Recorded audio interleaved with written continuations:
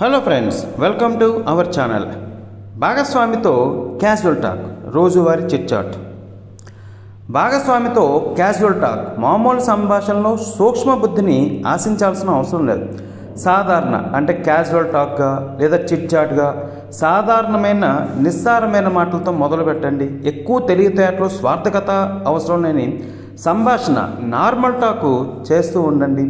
మన దైనందిక జీవితం గడిచిపోవడానికి ఎలాంటి సంభాషణ కూడా చాలా అవసరం.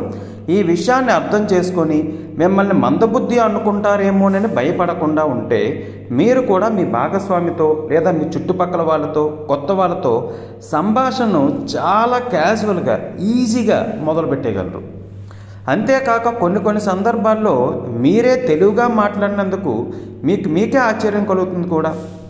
ఎందుకంటే తెలివిగా మాట్లాడాలి అని ప్రయత్నం చేయనందుకు ఇది మనకి సాధ్యమవుతుంది. రోజువారీ వ్యవహారాలకు ఈ క్యాజువల్ టాక్ అనేది మోర్ ఎనఫ్ సార్.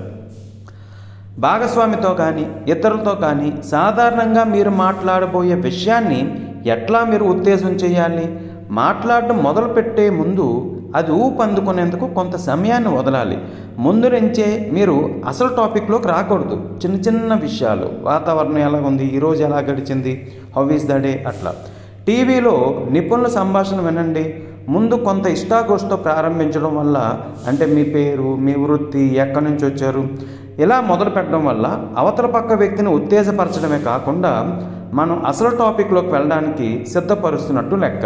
అలాగే మీరు కూడా మీ భాగస్వామితో చిట్ చాట్గా, క్యాజువల్ టాక్గా రోజు మొదలు పెట్టండి. మరి మీరేమంటారు ఫ్రెండ్స్? చాలామంది చెప్పే విషయం, మా ఆయన, మా భార్య నాతో మాట్లాడట్లేదు రా భయ్ అంటారు. ఇలా మనం చిట్ చాట్, క్యాజువల్ టాక్ చేసామనుకోండి, చాలా క్యాజువల్గా రోజువారీ వ్యవహారాలకి బాగుంటుంది. Thank you.